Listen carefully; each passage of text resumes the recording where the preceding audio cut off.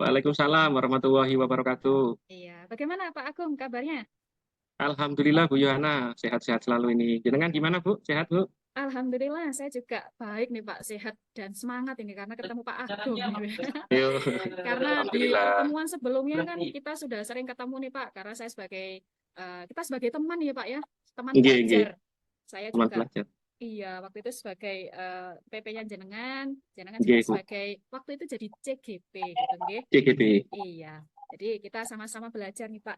Nah, Bapak, mohon maaf nih sebelumnya saya pengen ngobrol-ngobrol nih ya, karena kan Pak Agung sudah melakukan kegiatan gitu tentang program pendidikan guru penggerak.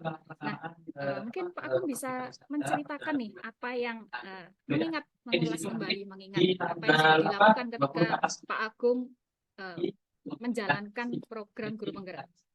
Ya, terima kasih Bu. Alhamdulillah sekarang saya sudah menjadi CGP. Maaf, saya setelah menjadi CGP banyak sekali Bu manfaatnya. Mulai dari modul 1, modul 2 dan modul 3. Yang paling berkesan itu awal-awalnya modul 1. Itu karena waktu awal itu tentang filosofi KHD itu memang terbalik sekali dengan apa yang saya yakini, karena saya itu dulunya memang backgroundnya guru kelas tinggi ya, kelas 6, yang sebelum ada zonasi itu dituntut supaya murid-murid bisa masuk ke SMP negeri. Nah, itu dengan berbagai metode, yang ada hukuman, ada uh, kemudian ada sedikit konsekuensi, sehingga setelah saya mengikuti CGP, saya itu merasa wah kan kayak jatuh dari atas pohon itu istilahnya ya. Wah kok lain sekali Bu. Nah itu menganggap bahwa wah seperti ini ternyata menuntut anak itu tidak harus keras. Tapi memang sukses waktu itu, saya sukses, cuman kan memang uh, agak keras ya. Tapi kan setelah saya mengikuti CGP bahwa kekerasan itu tidak diperlukan, malah kita itu mengajak anak-anak sendiri yang akan menemukan ide kreatifnya, menemukan jalan hidupnya sendiri. Bukan kita, ya bukan gurunya. Kita kalau dulu kan berhamba pada gurunya, nah sekarang kan enggak. Jadi murid yang semuanya dari murid dan untuk murid. Itu yang membuat saya terkesan. Kemudian eh, sebagai peran guru penggerak, saya mengimbaskan apa yang saya dapatkan dari CGP kepada teman-teman, kemudian teman-teman rekan guru, kemudian pada komunitas belajar saya, baik di sekolah maupun di luar sekolah. Saya juga pernah memberikan praktek baik berupa maksudnya itu seminar diseminasi tentang budaya positif yang ada di sekolah. Hingga alhamdulillah banyak perubahan bukan dari sekolah saja, dari sekolah saya saja, tapi juga dari sekolah sebelah samping saya juga berimbas baik berkaitan dengan selama saya menjadi CGP. Apalagi modul 2 itu kan berkaitan dengan pembelajaran berdiferensiasi. Nah, itu luar biasa, Bu. Saya merasa bahwa anak-anak itu punya gaya belajar masing-masing, sehingga tidak bisa disamakan gaya belajar mereka, dan tugas yang sama itu tidak boleh semestinya. Harus diberikan tugas yang berbeda-beda berdasarkan minat dan bakatnya. Kemudian PSE, itu pembelajaran emosional, sosial emosional, itu juga sangat bagus sekali menurut saya, karena memberikan anak itu suatu istilahnya keyakinan kepada anak, sehingga anak bisa tahu akan apa yang ia lakukan. Banyak lagi kemudian program sekolah juga berdasarkan aset kebutuhan di sekolah. Saya juga bersama rekan saya, kebetulan satu sekolah itu ada 2 JGP Bu, sama Pak Oh, Said. Ya, sama Pak jadi Said, bisa alhamdulillah bersama-sama ya Pak ya, bisa berkolaborasi. kolaborasi. Berkolaborasi. Alhamdulillah satu sekolah. Jadi Pak Said ini yang menggerakkan saya sebelumnya untuk mendaftar CGP. Alhamdulillah saya tertarik karena ini program baru ini, ya asik ini. Ya pertama kan lihat, oh, kenapa nggak dicoba, ini kurikulum baru ini. Karena saya selalu punya sifat penasaran. Nah, saya berterima kasih sekali ini pada Pak Said ini. Dan alhamdulillah kolaborasi kami menghasilkan program program sekolah yang sudah dijalankan.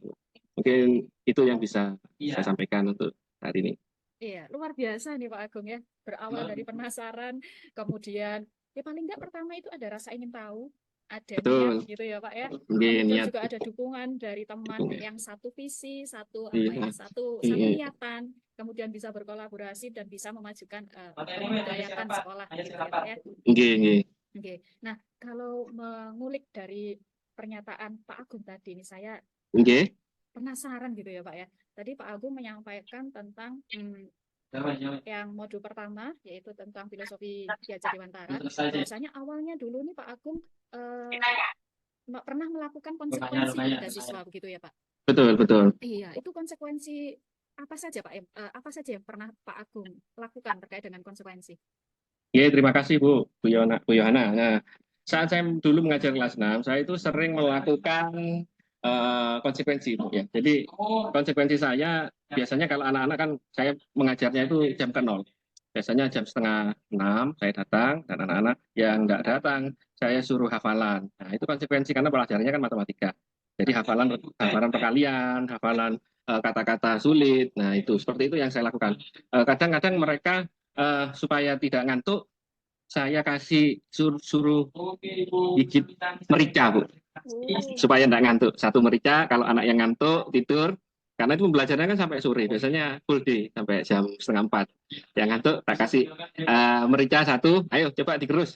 Panas Pak, pedih matanya Pak. Nah, akhirnya ya mereka enggak ngantuk lagi, takut ya. Ya itu istilahnya konsekuensi kalau mereka tidak memperhatikan apa yang saya jelaskan, kemudian supaya mereka itu ternyata mengunyah merica itu baik untuk perkembangan otak karena memang ada saraf-saraf yang meningkatkan saraf-saraf untuk membangun saraf-saraf otak sehingga alhamdulillah anak yang sering makan merica hafalannya kuat-kuat. Saya itu studi saya ya, mungkin orang lain beda lagi ya, itu menurut studi saya itu anak-anak di SMP yang sering dulunya tidak bisa matematika akhirnya bisa matematika. Itu yang saya tahu ini berdasarkan pengalaman saya gitu. Itu konsekuensi yang kemudian kalau misalkan tidak membawa buku pelajaran biasanya suruh nyatet dan lain-lain atau suruh maju ke depan untuk mengerjakan. Tapi tidak dimarahi, saya tidak pernah memarahi anak saat pembelajaran, tapi berkaitan dengan sikap dan perilaku. Mungkin itu, Bu. ya, baik-baik Pak. Menarik ini ya Pak tentang pembelajaran yang apa ya supaya anak nggak ngantuk ini makan apa geremes merica gitu ya. Rica satu aja. Satu aja Kan dan banyak-banyak Pak ya. Nanti saya sakit perut bawa nanti. nanti saya bawa Jangan, Bu. sayurnya juga ya Pak ya. Sama garam masak bersama Iya, nanti Pak. buat Ya. ikan cocoknya. Oh iya ya. Baik Pak. Nah, sekarang ada hal juga nih Pak yang ingin saya tanyakan kepada Pak Agung terkait dengan tadi sudah menyampaikan tentang pembelajaran yang berdiferensiasi gitu. Nah, apa Oke. saja tugas berbeda atau tadi kan Pak Agung menyampaikan tentang pembelajaran diferensiasi harus diberikan tugas yang berbeda sesuai dengan minat siswa. Gitu. Nah, apa saja Belajar yang ya. pernah Pak Agung terapkan tentang pembelajaran diferensiasi? Oh, gitu. Oke. Terima kasih, Bu. Gini, Bu, saat saya melakukan pembelajaran berdiferensiasi, pada saat pembelajaran IPA, yaitu sistem pencernaan pada manusia, saya itu membuat 3 kelompok belajar berdasarkan gaya belajarnya, yaitu kinestetik, audiovisual, audio sama audiovisual. Jadi mereka yang lebih condong ke kinestetik nggak bisa diem, itu saya kasih tugas untuk memberikan pertanyaan dan ke kelompok yang lain. Biasanya sebagai apa ya istilahnya deliver yang pengantar mereka mencatat, kemudian memberi pertanyaan, kemudian menjawab pertanyaan dengan kelompok-kelompok yang lain, sehingga mereka bisa menyimpulkan apa itu materi yang sudah disampaikan.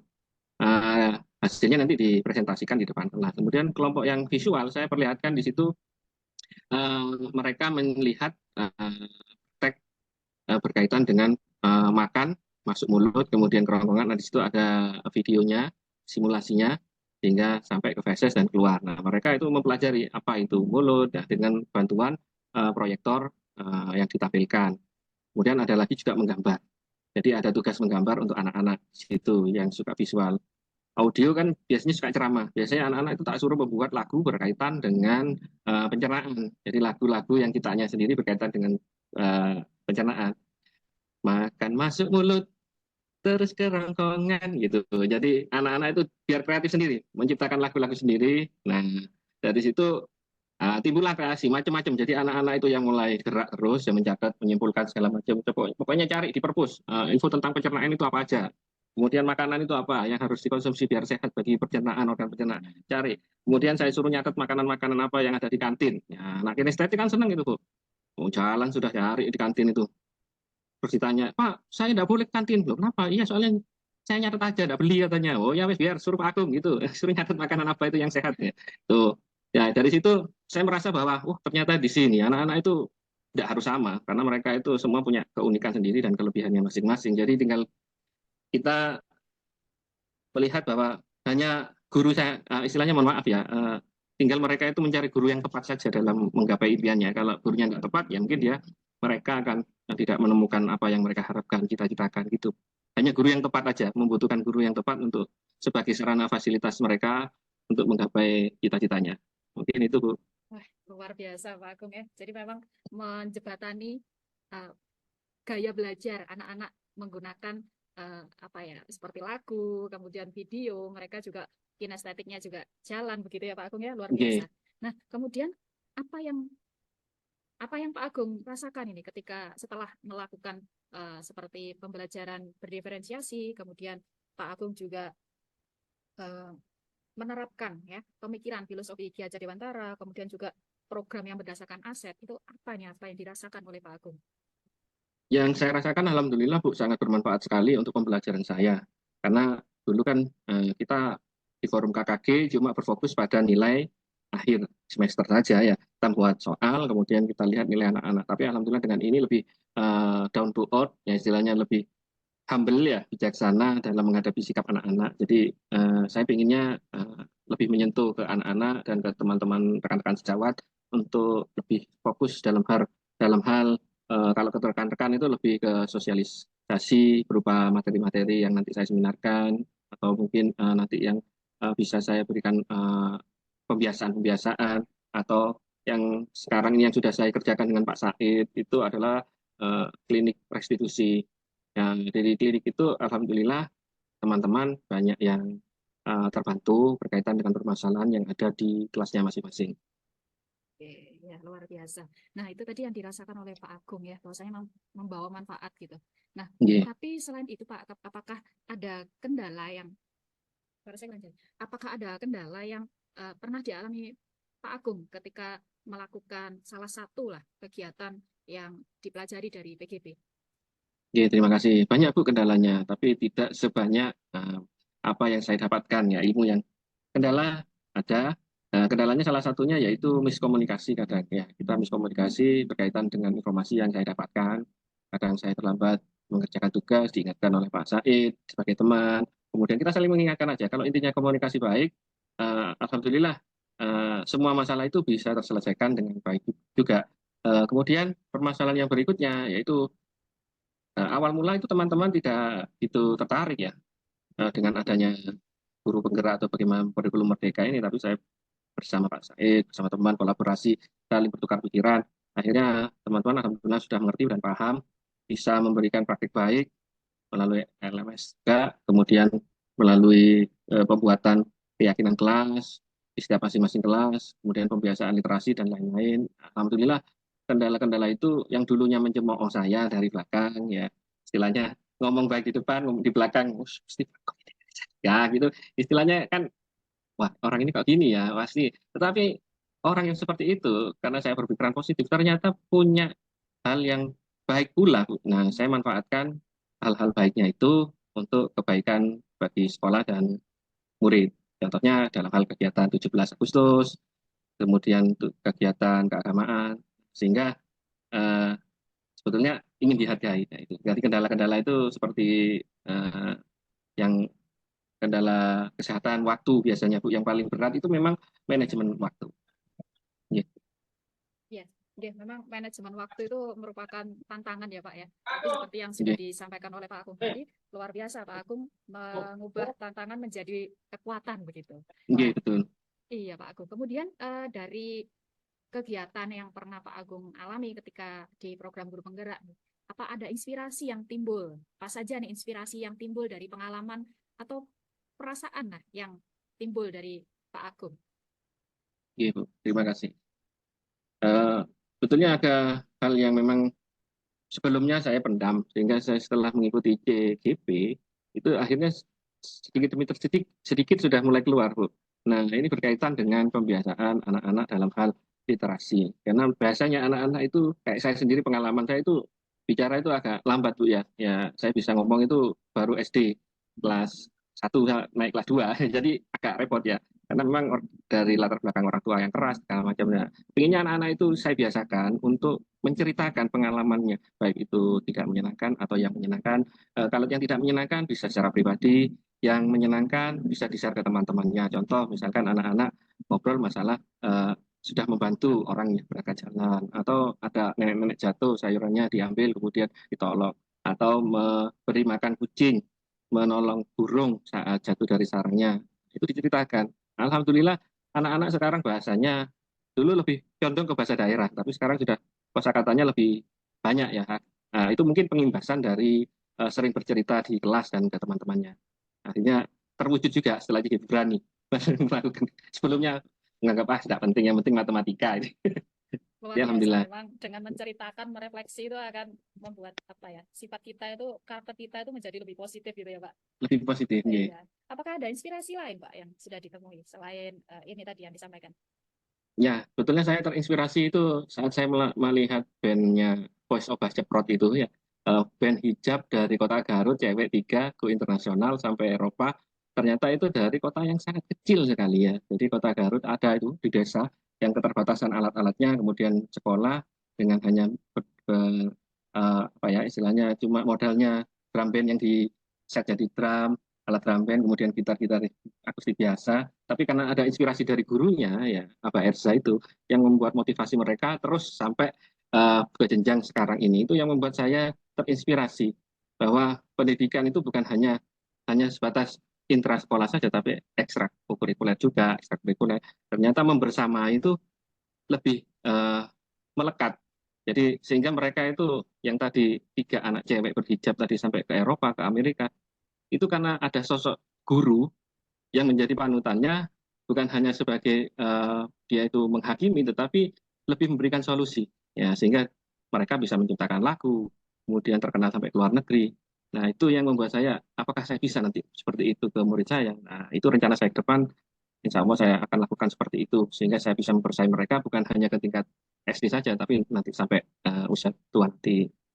Itu, Bu. Amin, amin, amin. Ya, terima kasih Pak Agung. Nah, kemudian dari apa ya? Dari tadi yang sudah disampaikan oleh Pak Agung terkait dengan kendala, kemudian dengan inspirasi. Nah, ini dari inspirasi yang sudah Pak Agung sampaikan, kendala yang Pak Agung sampaikan, kira-kira apa saja yang akan Pak Agung lakukan untuk ke depannya begitu, Pak? Oke, terima kasih. Ya, yang saya lakukan tetap ada berfokus pada filosofi Ki Hajar Dewantara gitu. Tapi karena semua kan berhubungan dengan kegiatan kodrat alam dan kodrat zamannya masing-masing. Jadi kita inginnya apa yang kita lakukan saat ini itu mungkin lebih baik untuk masa depan. Apabila kita terlalu menengok ke belakang, tidak akan merubah apapun, hanya kita menyesal. Dan apa yang saya lakukan nantinya sedikit banyak bisa merubah stigma, paradigma yang dulunya kurang bagus menjadi lebih positif. Mungkin itu, Bu. Ya. Apakah Pak Agung pernah ada pengalaman paradigma yang kurang bagus itu seperti apa, Pak Agung? Oke, dulu saya kan pernah honorer Sukuan ya, Sukuan dulu, karelawan. Nah, itu saya merasa bahwa karelawan itu dengan ilmu yang saya dapatkan itu ya lumayan berkaitan dengan apa yang sudah saya lalui. Kemudian saya terapkan di lingkungan pendidikan, ternyata wah, guru setelah saya komunikasi, karena mereka mengajar itu acuannya itu cuan, acuannya itu cuan. Kecuali Saya cuan. suka acuannya cuan. Jadi saya merasa, waduh saya suka ini ya susah ini kalau cari uang kan nggak mungkin kan ya, gajinya memang kecil, harus tapan terima. Tetapi paradigma dulu belajar itu kadang mereka sekedar ngajar aja, menggugurkan kewajiban, ya nggak usah neko-neko aku, yang penting ngajar aja wes ya. Nah, stigma-stigma seperti itu yang membuat saya merasa, wah, kalau gurunya kayak gini terus, ya apa ini murid-muridnya?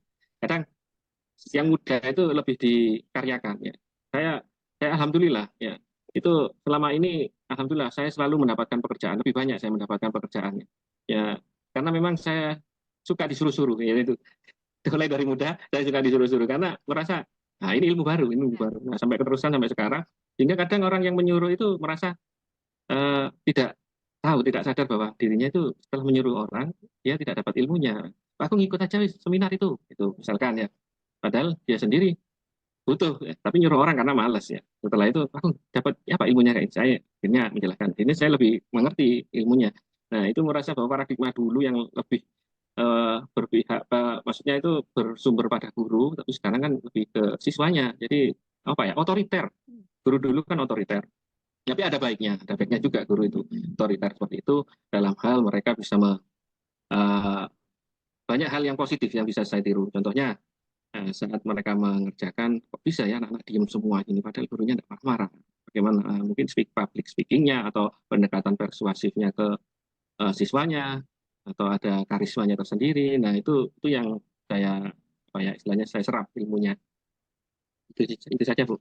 Ya, terima kasih Pak Agung. Nah, dari sini saya juga bisa apa ya?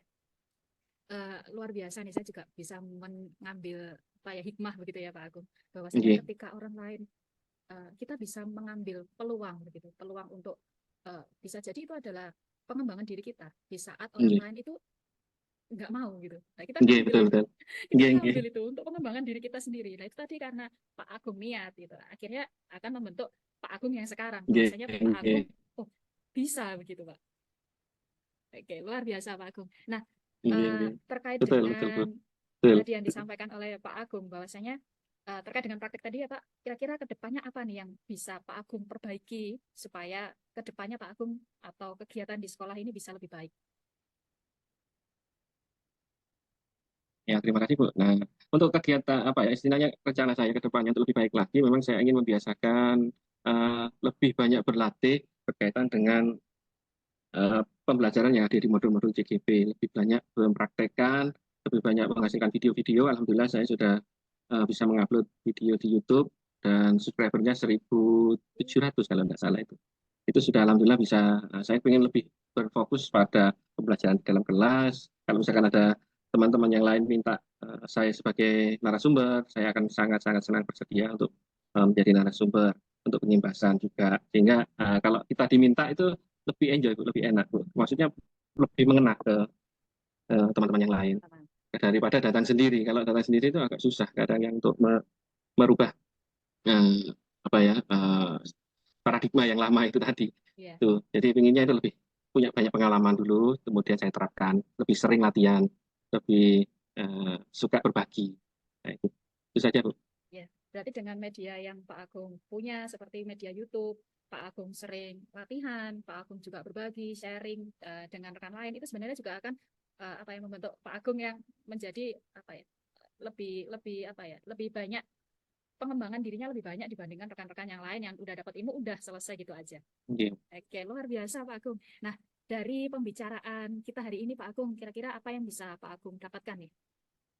Ya, terima kasih, Bu. Yang saya dapatkan ini banyak sekali, Bu. Ya, akhirnya saya merasa bahwa wah saya ini memang setelah kita ngobrol, saya mendapatkan bahwa apa yang saya dapatkan ini, apa yang saya dapatkan ini bukan kebetulan, tapi karena niat dan karena konsisten ya.